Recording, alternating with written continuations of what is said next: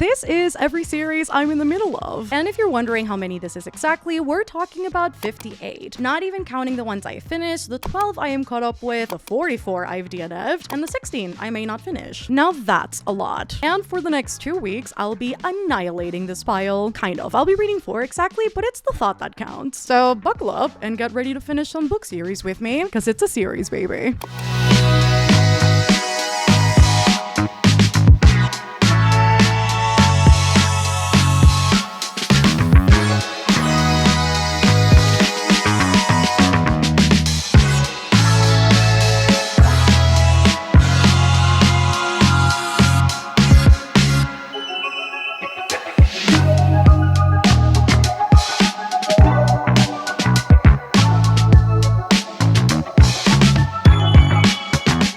Let me tell you something. I'm just about ready to head into bed because I feel like I can barely keep my eyes open right now. And all I need to do is take this makeup off, rehydrate my eyes because they're so dry right now, and get a good night's rest. However, I sprinted with my patrons tonight and I figured what a better time to start the first book for the video. I started Flawless by Elsie Silver, and I know this will sound weird and will also look weird because you guys are going to be like, Mel, I'm pretty sure, 100% sure, without a shadow of a doubt, that that is the first book in a series, and you'd be correct. However, with the romance book series, which I have to be quite honest, it's hard for me to sometimes consider them like full series because they are not linear in their storyline, meaning that they don't follow the same characters all throughout the different books in the series. I often read them out of order. I try not to, but sometimes I do, and I just start out with the one I'm most interested in. And so the only book I'm missing to complete the series is Flawless. So a little bit weird, maybe a little bit unorthodox, but it's where we are at. I totally got to page 191, by the way, about to start chapter 18, and honestly, I'm loving this so much more than I thought I would. It's so funny. I'm eating my words with this one because after reading the entirety of the Chestnut Spring series, I totally swore off reading Flawless, and I was saying consistently how boring and stale I thought Summer and Red were. I love them. They're like full of personality. In this one, we follow Summer and Red. Summer, who is a lawyer, recently graduated from college, who works at her father's PR firm or agency. It isn't quite clear exactly what it is that he owns, but basically he manages people amongst other things, and he manages Red, who is a bull rider that is way outside of his prime, yet who rides like hell. And it is said continuously in the book that for his age, he's 32, he shouldn't be riding as well as he does. And we the readers know, which the audience in the book does not, but he is just very much just decaying. He has got a bunch of injuries that hurt a lot on a daily basis, yet he doesn't show that to the public. He doesn't make that public knowledge. He also doesn't go to any specific doctors because he doesn't want his career to be over. It almost seems like admitting defeat because everybody in his life tells him that bull riding is not a real job, it's not what he's supposed to be doing, and for him to seek something else. And because of all of these things and him like slowly but surely accepting his fate and kind of giving up in his own career just given the circumstances, he messes up and it's a PR nightmare. Sponsors start dropping left and right and everybody starts heavily disliking him, and his agent Kip Hamilton, who is Summer's dad, figures that what he needs is to be babysat, and what better way to babysit him than to send his own daughter, who is currently an intern at his company, to take care of his top-notch client. Red immediately takes a dislike to her because he's like, I don't need a babysitter. I don't need anybody looking after me, telling me what to do, what not to do, what to eat, where to go, where not to go. I just don't need that type of presence kind of hanging around me. And Summer kind of takes it all in stride. She is a very optimistic person. She wants to take everything in good faith and to just do right by her and by others. She is just so genuine and so caring and thoughtful, but also so straightforward, which I love. All of the things that would typically be off-putting for romance book main characters, I find that she kind of squashes very quickly. She's like, I'm not taking that. You better respect me. And she's just very, very blunt, which I absolutely adore because it leaves basically zero room for misunderstandings, which I think is lovely. And so her personality right from the the jump. I love their banter with each other is genuinely really funny. I find that the comedic timing of this book feels very much more like a rom-com than maybe other books in the Chestnut Spring series, which I really appreciate. I think the quips between Summer and Rhett are good. Also, the quips between Rhett and Kip, Summer's dad, are also phenomenal. And seeing the Eton boys in this context of it's the first book in the series, it's a lot more lighthearted than the other books, and also just seeing them as this unit, getting to know this family and how much they love each other and support each other. It's been genuinely so wholesome. So this first book is taking me by surprise with how much I'm enjoying it. I wouldn't be surprised if it ends up being a 5-star, honestly, which I would love, because Elsie Silver totally did not hit for me with Wild Love and Hopeless. So if we can round out the Chestnut Spring series with a 5-star and also it be like the first book in the series, I would love that so much. So we'll see what happens by the end of this. I'm hoping and praying that if there is any miscommunication in here, that it's like very slight or maybe not any at all. I really don't know. I'll keep you updated. But for now, a girl wants sleep.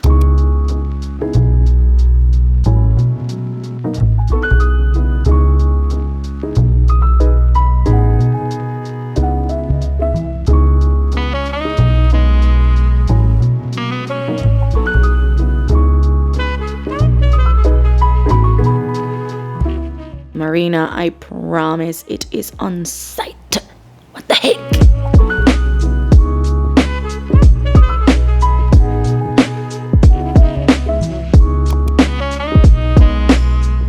At risk of looking a little bit like a disheveled goblin, because I woke up about 2 hours ago, but I have not gotten up from bed, I finished Flawless, so the Chestnut Spring series is done. I'm so sad about it. I did not want to read this book because I think partly I just didn't want the Chestnut Springs world to be done. I didn't want to close that door. I didn't want to finish the last book and then know that there would be no more Chestnut Springs to go back to, but I do have her first series, which is, I think it's the Gold Rush Ranch series, I think it's called, which is Off to the Races, which recently got a little revamp because now it's being published traditionally. It is completed. I think it's also 5 books. So if I did want more Elsie Silver, I could try out that series and see how that goes. But Flawless is most definitely a 5-star. I think everything about this worked for me. I loved that. I think this is probably one of the first few times I have read a romance book in which our main character has such a good relationship with her dad. I feel like most of the time the main character is always at conflict with a parent, and while her stepmom is not the best, she doesn't really consider her stepmom to be a part of her life, at least not actively at this moment in time. And so her dad is her everything, and to see such good support from her dad, and for her dad to be just so open and communicative and just so, again, all around supportive and loving and doting and giving the best advice and so wise. I really loved that about this book, because it could have very easily gone down the route of you can't date Rhett Eton, and it definitely did not swing that way, which I very much loved. And even how her dad is like so appreciative and also doting on Rhett as not only his client but as a human that he cares about, I thought was really enjoyable too. So Kip Hamilton, a round of applause for you, because you really did steal my heart as well in this book. It was just so very wholesome, and I love how we got to know the characters and we got to know, I guess, their fear going into relationships, or exactly why they don't date seriously, and then them coming into this current circumstance and seeing why exactly it is that they're so scared, getting to understand that, but also seeing them want this so desperately and seeing them want this to work so bad. It was just so beautiful to see two people who don't believe that they deserve this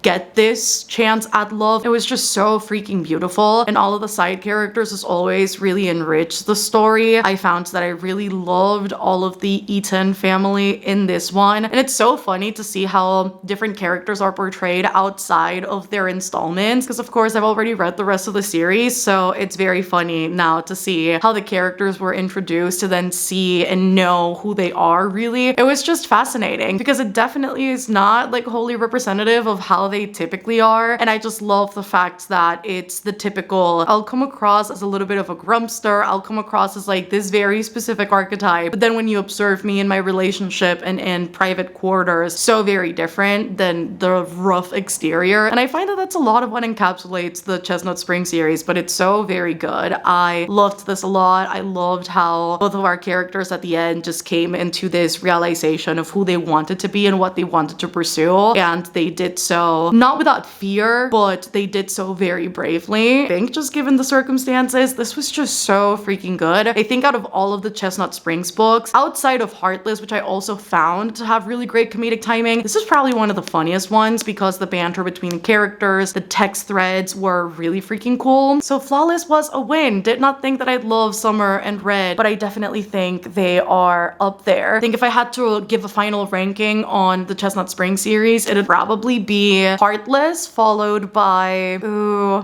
Flawless, then Powerless, then Reckless, and then lastly Hopeless, which is funny because I gave Powerless a 4.5 and not a 5-star, but there's just something about Reckless that although I loved it, it just doesn't come across as realistic. Like, you can tell it's very fictional. All of them were so good. I'm so happy. And guys, I am terrified, but I think the next step for me is going to be Two Twisted Crowds. I'm so scared, but I hope this goes well.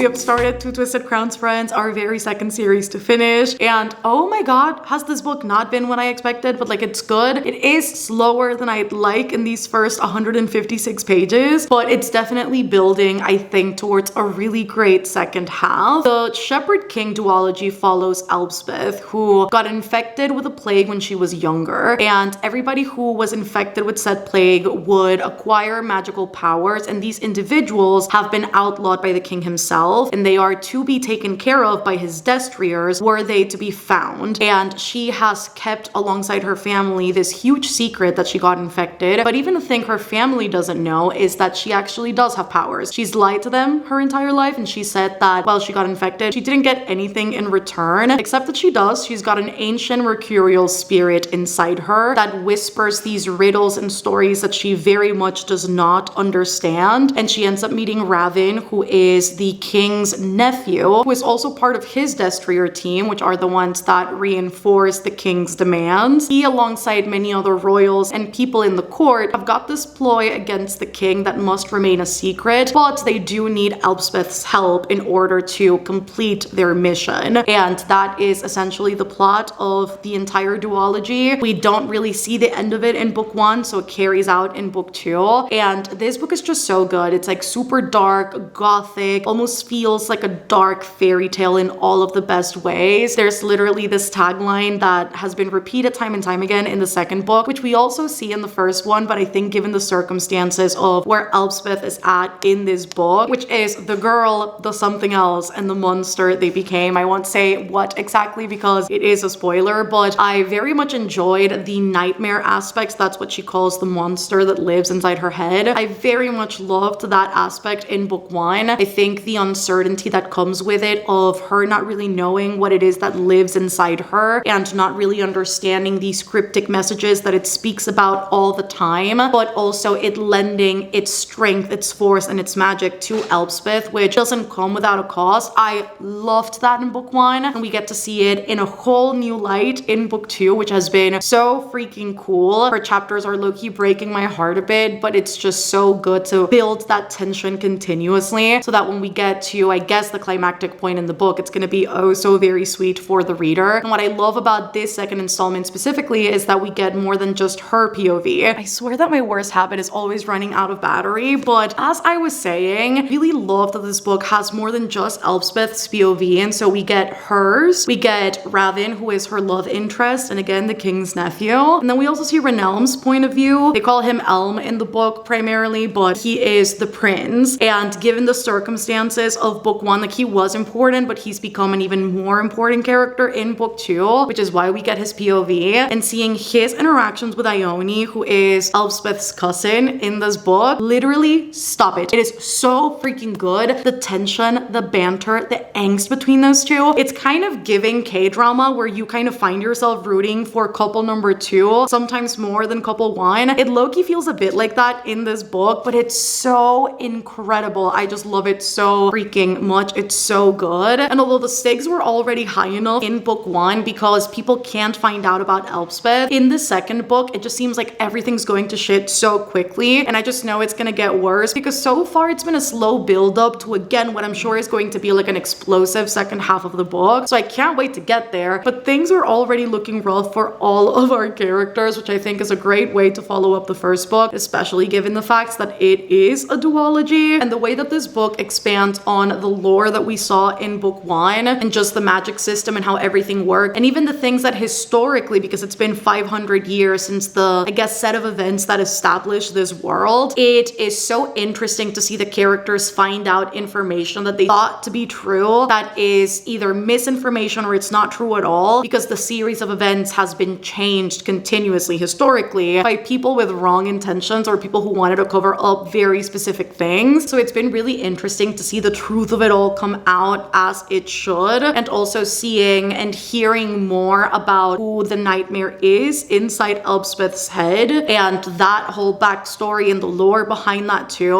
I think it's been really cool because it's such a mysterious presence for most of book 1 that I think it's been really great to get even that development as well. So this so far is really good. I can't wait for it to get more action-packed though, because so far, again, it's been a slow 156 pages, but they've been good.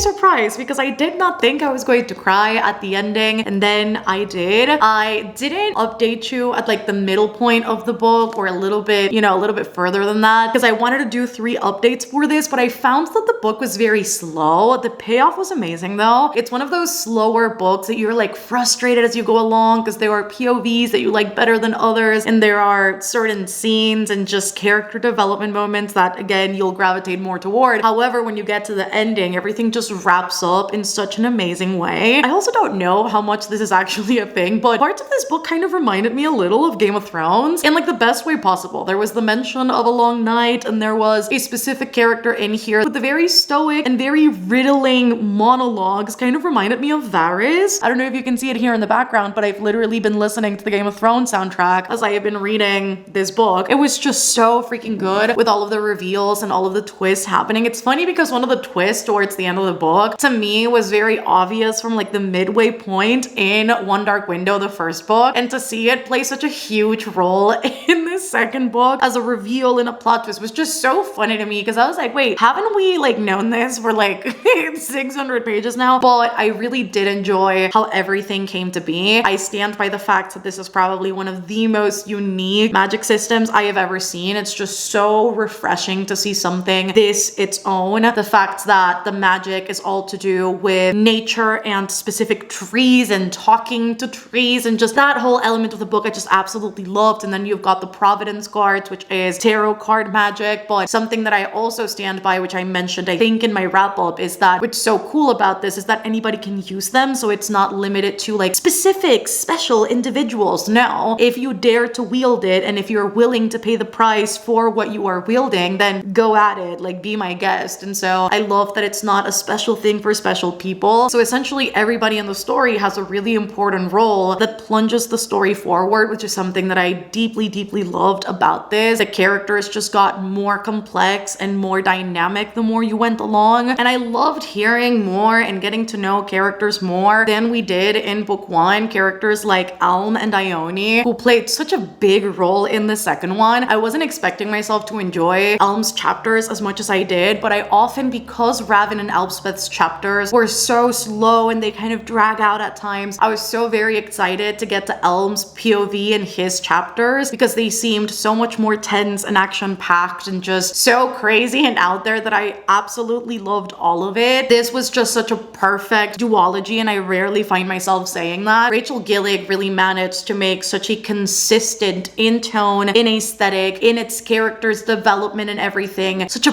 perfect duology, and that is, I think, so hard to come by. I absolutely just loved this one. It's definitely one of my favorite series now, I think, and it's something that I will not stop recommending because it's so different and unique, but also because it's definitely worth kind of the waiting time to figure out what everything means, because so much of the book stays cryptic up until its time, and I find that everything happens at the right moment when they need to happen, and when small things are revealed here and there, it just enriches the story so much. And then Elspeth as our main character, I know a lot of people didn't like her, but the bond between her and Nightmare remains, I think, my favorite thing in this book outside of the magic system, and probably Elm's and Ione's connection. I think that's also like something I really loved, but Nightmare and Elspeth really take the cake for me. I think seeing more of who Nightmare was and that whole backstory and how Nightmare comes to be in general, not only in this world, but also as something that lives in Elspeth, I just found so fascinating and heartbreaking, and it just literally broke my soul and brought it back all together. And to see how that pans out in the end was just so delicious. It was just absolutely amazing. Not enough great things to say. 5 stars to Two Twisted Crowns, and if you can, pick up One Dark Window and its sequel if you like it, then absolutely encourage you guys to do so, because it's so very good. That said, I am surrounded by cats. Got one here, other one's in the kitchen. The reason why I'm holding the camera now is because she almost dropped it, and so I had to catch it mid-air in my hand. And so all that to say, Vin is also passing through. At the back. I don't want her to throw the camera. I will now be starting the next book. I'm very excited about this. Very intimidated though, because I don't know how the people have been feeling about Leather and Lark. I've definitely heard some patrons that have been like, oh my god, so good. But outside of that, I really don't know what the consensus is, if it's good, if it's bad, which I think is for the better, so that I don't go into this with like any set of expectations. So I am going to now start Leather and Lark. Not a series I'm going to finish, obviously, because we still have the 3rd book to go. But I figured if I could grab this opportunity to at least catch up on this series, I would do it. And so this is why this book is here. I'm not going to finish out a series, but at the very least, I'm going to catch up. So by the time that the 3rd book comes out, then we can maybe read that in another installment of finishing series I'm in the middle of. But also, I guess this is a midway question for you guys, because I don't know at this point in time how frequently I want to make these videos. I don't know if I want to make these bi-monthly or monthly or once every 3 months. What would you guys like with finishing series I'm in the middle of, this new series that we're making on the channel? Because I definitely want to make this a consistent thing that we make so that I'm able to finish off series. And as you could see at the start of the video, there are loads to go through. So what frequency would you guys like for this? Would you like to see these more often? Not so often? Because of course I'm not going to finish every series in this series of vlogs. However, I can definitely give you updates, see where we're at, and see how many we can finish off in these vlogs as well. So let a girl know.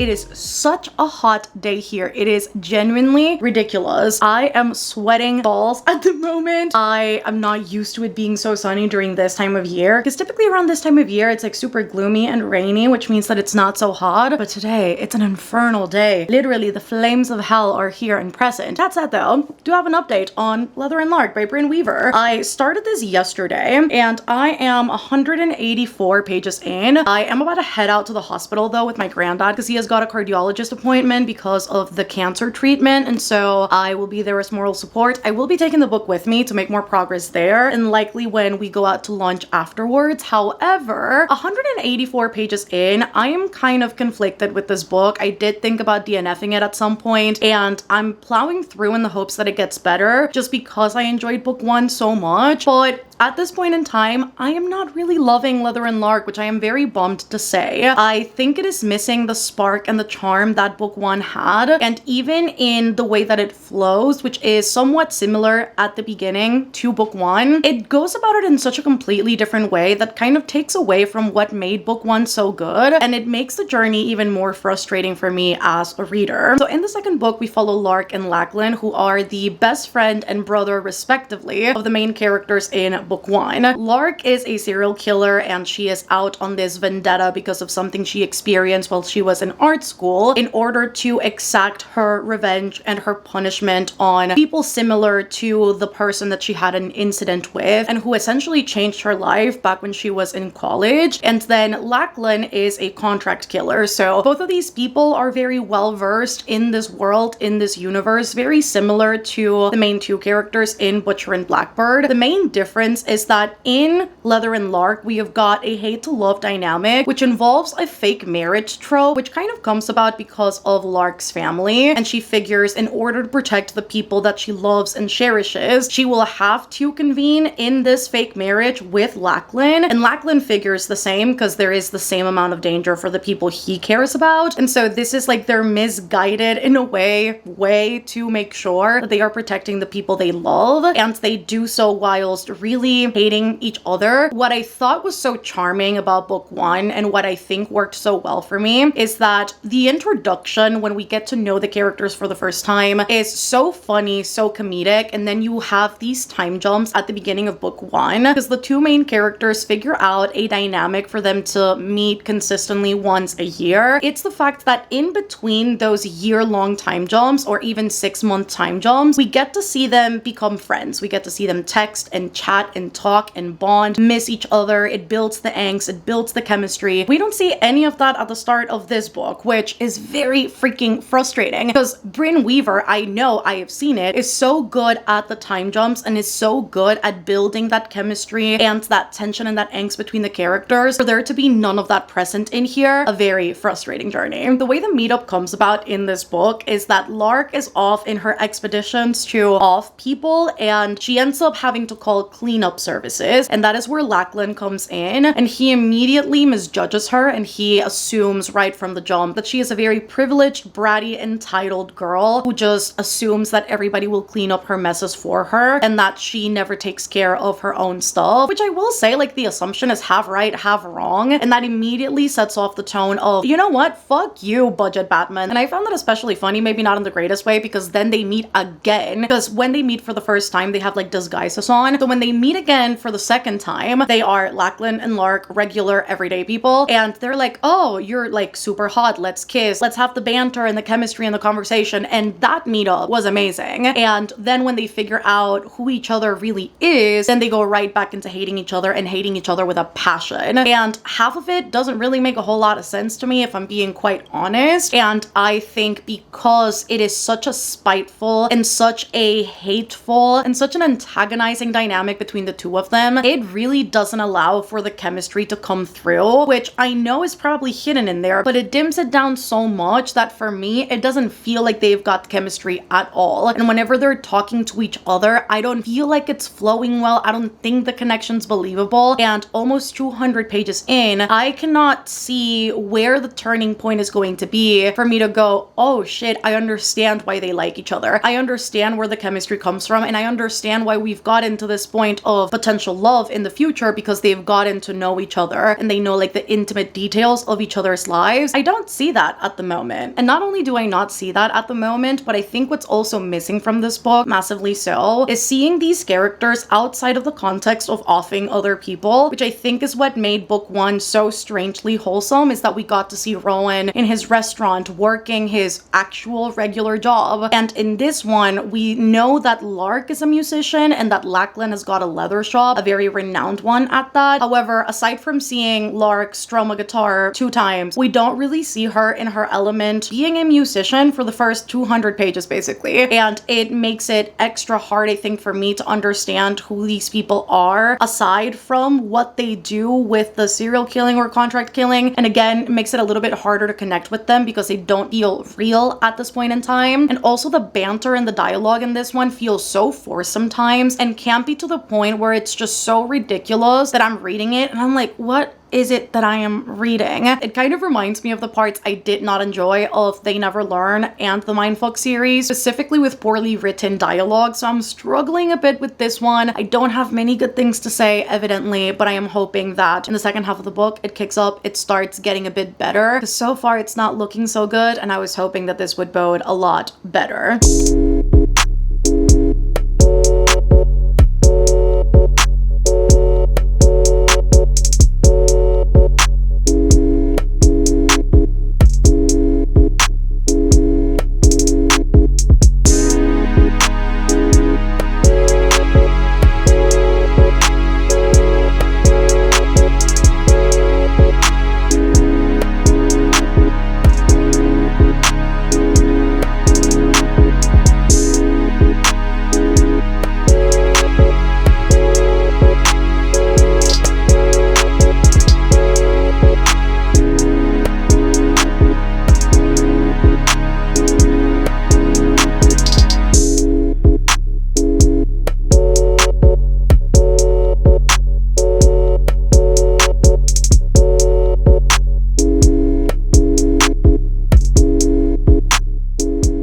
Guys, I can't do it anymore. I seriously tried. I promise you I tried. But just like Lachlan says, this is a fucking catastrophe. I got to page 310. I was really out here trying. I thought I could make it to the very end, push through even if I wasn't enjoying it. And then I read the smut. And the smut was extra bad. And the progression between these two characters from hating each other to then stepping into the romance was so bad. So ragingly bad. I can't do this anymore. I don't ever DNF books this far into them. Because at this point, I may as well just finish them because I had 70 pages left. I couldn't do it. Guys, I could not push through these last 70 pages even if I fucking tried. This is such a 180 from book 1, and it definitely seems like Brynn Weaver just forgot what made book 1 so special. We saw virtually no development with our main 2 characters. I genuinely don't understand how we got to a point where Lachlan even thinks that this is the furthest in love he has ever been and that he had sworn off love. He didn't even think it was possible for him in the way that it's showing up, and suddenly he's like truly madly, deeply, he's never been in love like this before. It's so revolutionary. This is like his wife and his person, and I just don't understand how we switch from start of the book to this. We do get little tidbits because after I gave you that last update, my concern was that we wouldn't really see them having these bonding moments or that we wouldn't find out more about their personal lives. But for it to take so long until we get there when there is no tension and seemingly no chemistry just didn't really work for me. And we did start getting like those crumbs of hearing about Lark's past and hearing what Lachlan thinks about that and how the thoughts start seeping in at some point of, oh, maybe this person is not all that I thought them to be, but still the development is not there for me because even the way that they start hating each other, it's so baseless. To me, it has no ground to stand on as to why they hate each other as much as they do. And to call it an enemies to lovers when there is nothing enemies about their dynamic is just so ridiculous to me. I really need us to stop branding books enemies to lovers when they are not, because if they were from competing contract killing companies because they're in direct competition and they're vying for the same clients and the same people, and I do think probably that dynamic would be a lot more antagonistic than this. Just because she calls for a cleanup job, he's like, fucking hate you, and she's like, fucking hate you back, bitch. I just don't get it. I don't get it at all. I think what's so frustrating about this book too is that we get the promise of, oh, she's a serial killer and then he's a contract killer, but we virtually see none of that. This book feels so aimless to me. It's just so ridiculous because he hates his job. He doesn't want to be a contract killer. And the whole point of book 1 was that we got to see characters that didn't really feel remorseful, which is, I know it sounds like a crazy thing to kind of speak into existence, but it's part of what the book entails. And so I was hoping, which I think Liv encapsulated perfectly, I was talking to her just now about it. She's like, dude, I was expecting it to be like a John Wick kind of dynamic where he was just like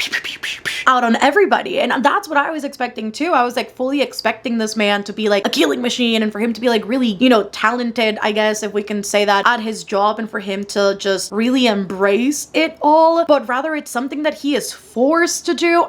Guys, this is not at all what I was expecting, not at all what I thought Bryn Weaver would deliver, and for the life of me, I can't do this anymore. So third series is a little bit of a bummer. Again, it's not the end of the series, which does make me a little bit more hopeful for book 3, which I think is called Something Sparrow. I need to actually look up the name of the book because I'm not sure what it's going to be called. Okay, Scythe and Sparrow. I'm really hoping that that third book is better. I think the dynamic itself is going to be so different because Fionn, the last brother, is actually a doctor, and then the girl that he is paired up with, Rose, I think she was part of a circus or something, and she's been staying with him for some time because she had an injury, and so he's taking care of her. We've seen them in book 1 and also book 2, and although they've denied the fact that this connection is somewhat romantic, we obviously know that this is his pair up. So I'm curious to see how book 3 is gonna go about, just because it's so very different, just premise wise even, and profession wise, to these last 2 books. So I'm curious enough to attempt to find out, you know, in the future. But this one is just a no. This is no.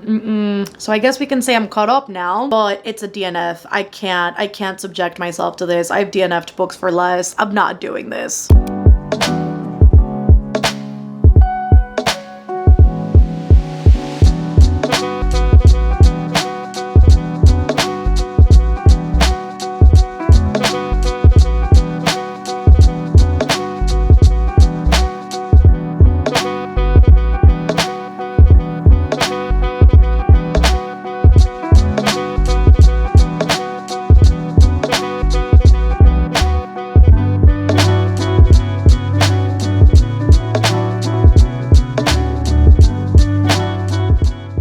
I couldn't find my other glasses, so I had to reach for these ones, and I haven't used these in so long that I feel like I'm wearing a mask. This feels so weird, but hello friends. I come bearing good and bad news. Good news in the sense that a lot of progress has been made with Painted Devils. Bad news, I'm currently on page 307 and I haven't even updated you once on this book. Safe to say I am having a wonderful time. The book is every bit as funny and heartfelt as I was expecting it to be, and Margaret Owen simply does not disappoint with this particular story. It's so interesting because I thought this would play out as a direct continuation of Little Thieves, and while it does have certain elements that bridge onto this book just because they weren't fully resolved in book 1, book 1 does end up on quite a finite note. And so walking into this one, we've got a completely different plot, although we follow the same characters. And so we literally start out the book with Vanya doing shit just for the plot. I am also propping you guys on top of the cat tower, and Syl is just doing crazy things. I feel like you guys are going like this, but it's fully the way that we start out the book. And Vanya is supposed to meet with Emmerich, the love interest, and this girl starts doubting her entire existence. She's like, I'm not worthy enough. What if he doesn't actually want me? What if I fuck up? I don't amount to anything. I'm just a thief. I'm a liar. I really don't have the greatest track record. I have to prove myself to him, and I have to prove myself to even just myself to, like, you know, that I can amount to something and do something good with my life. She starts sobbing her eyes out in the middle of the road, drops her rubies onto a river, and then when people come on to ask if she needs help, she says that a low god, the Scarlet Maiden, has basically sent blessings to this town, and that she's a prophet of said low god, and that she is here to spread the faith. And everybody's like, oh my god, yes. It literally reminds me of Dune Part 2 when everybody's like, Lisan al-Gaib, and Vanya just goes along with it. She's like, I mean, who am I to deny the people the opportunity to worship?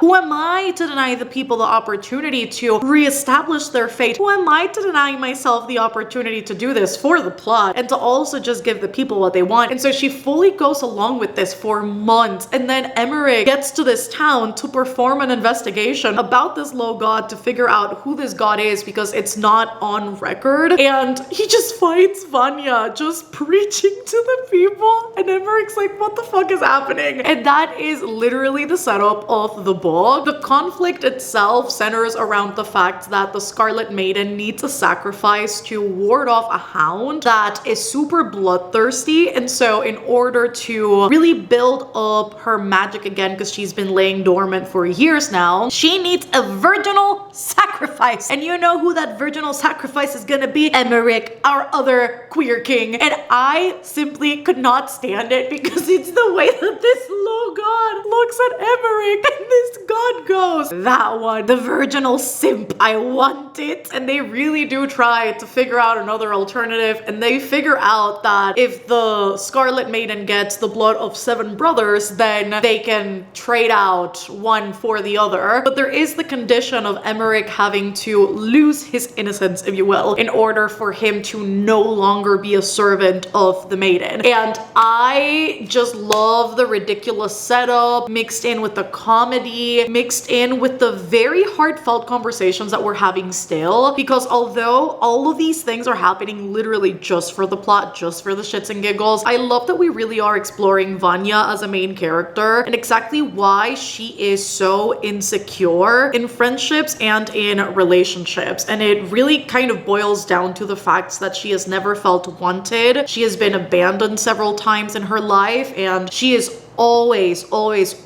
given the low end of the stick by everybody around her. Everybody takes her in bad faith. And although she's done loads of morally questionable things, or even just questionable things in general in her past, it seems that people cannot look past those events, and they simply just hate on her because it's the easy thing to do instead of getting to know her. And we are really diving deep into all of those fears and her character and seeing exactly how she breaks through those fears, whether it's of her own volition or with the help of the companions in said mission or Emmerich himself as her love interest. And with that comes a lot of uncertainty in regards to her and Emmerich's relationship, whether he actually wants her or if he's just saying so because it's the pretty thing to say and he doesn't want to hurt her. Is he going to turn his back on her once he realizes that all of these bad-esque things that encompass her are actually who she is, you know, thrown in with all of the good as well? But is he going to accept the good, the bad, and the ugly? And I love that she is being proven wrong left and right, and that if she only gives herself the chance to be vulnerable, show people who she really is, but also embrace the growth that needs to ensue, there is absolutely nothing to fear. And I love the journey that our main character is going through. And then also Emmerich, like, I've always loved him as a character, but I think in this one specifically, he is coming across as such a good communicator. Like, yeah, there are instances in which they don't communicate so well, but I think overall they're doing a beautiful job at just conveying what they are feeling to each other so that they can figure it out as, you know, as a partnership. And he is just very straightforward and honest with Vanya, and he is very reassuring. I think in all of those moments of doubt where she's like, oh my god, he hates me, he's gonna hate me, who would love me this way, who would want me, I think he's very good at showing up in the times where she needs it the most, and I absolutely love that. I just love them together. I mean, separately they're amazing characters, but I think together as a couple they really work, and their dynamics as characters. He's definitely like the moral compass and he is the grounding presence, whilst Vanya is all chaos and mayhem, and I love it because it's two opposing forces just coming together to do the absolute best and most, and I love them for it. I can't wait to see where the story goes. The book has also a strong emphasis on each of the characters' sexualities. Both of them are demisexual, and as part of their intimacy showcased in the book, they really have to work through what intimacy means for them, how they want to show up in the physical aspect of their relationship, and how important really is that to them. And we see them fear a lot whilst also attempting or successfully opening up throughout the book. And I think it's been a really beautiful journey too, in seeing these characters come to their own, ask all of the right and almost awkward hard questions either to each other or to the people around them. And I'm honestly just loving this book a lot. I'm not gonna lie, there are parts where it feels more repetitive or parts where it feels like it's lulling down a bit, but I think overall the book is just fun and I love it for that. It's very different to book one. I think book one, although has a lot of overlap in the dynamic of the conflict, I think it played out very differently and it obviously didn't have such a heavy emphasis on the romance, whereas this one feels a lot more romance heavy than the first one, which honestly just makes sense with where the characters are at. But yeah,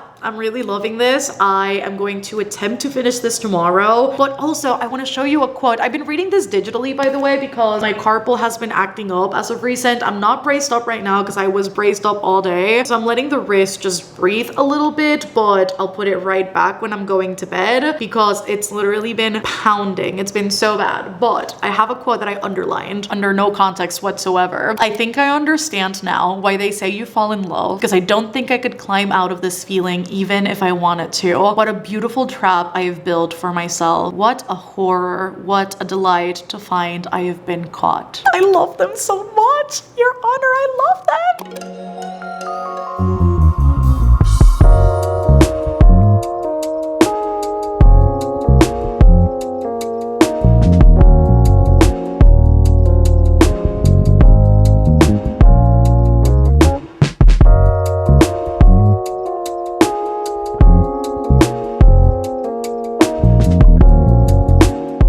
Guys, it's been finished. Painted Devils is done. I am officially caught up with the, I think it's called Little Thieves series. I'm honestly unsure, but I think that's what the series is called. This was definitely a step down from book one. I think the plot was very unserious up until it wasn't. And I think towards the end, it all made more sense as to why these things were happening and why the stakes were seemingly so personal for our main character and other side characters involved. However, it definitely didn't have like that same super unique world building and storyline that book one had. And so I think for that reason alone, and the fact that the book was very unserious at times where I needed it or wanted it to be serious, I think I'm settling for a 4-star. It was really good. I really did love the character development though. And I love the fact that Vanya's mission for a lot of this book was finding herself in the midst of all of this chaos and finding out more about her family and where she comes from, because we see her obviously in book one be very much in the care of Death and Fortune, which are her, I guess, maternal figures, except that they're both low gods. And so I really liked seeing how this book developed on that front too, and how Vanya really comes to realize that although she's a thief and a liar and how she may be doing all of these seemingly bad things, she's doing them all for good reasons and for good ends, and that in itself makes a huge difference. And there's a turning point in the book where she realizes that maybe how she goes about things is not nearly as bad as she's been led to believe. And I think that was a really beautiful moment and just a really beautiful development as a character in general. So I really, really did enjoy this. I feel like the ending was a little bit more of the same, and I think that's part of the reason why I'm bumping down the rating. It's because we made all that progress only to go like 3 steps back, and that felt very frustrating because to me it almost felt like an excuse to seek out a third book, which to me honestly it doesn't necessarily need it. I feel like if this would have been a duology, it would have been so good. And now there's a third book. I'm not too mad at it. I will probably give it a try, but I didn't love the way that the author handled the end of the book. But it's more so a me thing because it's not anything like bad or awful that happened. It's just that it was more of the same, and I wasn't expecting that after all of the seeming growth that we got to see in the book. So a little bit disappointing, but still a very fun book. And that is it for today, friends. We are here 4 series later, 2 that I finished, 2 that I caught up with, and a single DNF, which even just saying a single DNF sounds crazy because I did not think I'd be DNFing anything in the course of this video, but we did. But I'm very glad that we did this. I mean, 4 series less doesn't really make a huge difference, but I think if we start doing this type of video more consistently, and if I really, you know, put my focus on actually finishing out series, I think the numbers should be going going down, except for the facts that I am starting a few series in August, so I feel like all of the progress I made in July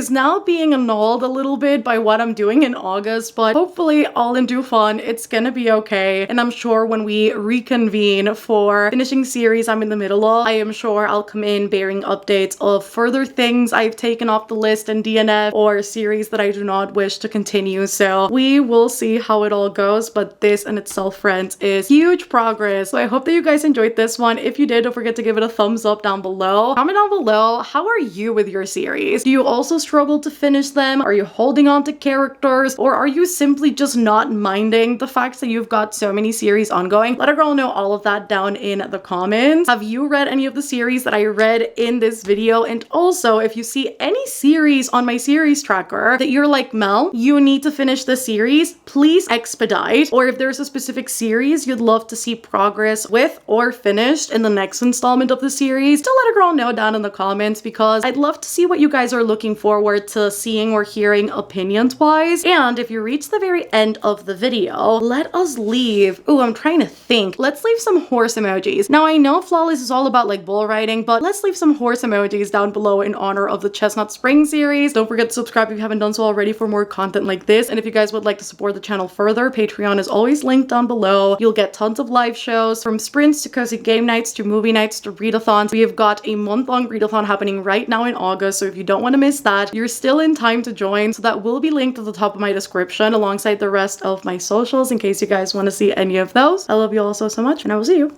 on the next one. Goodbye!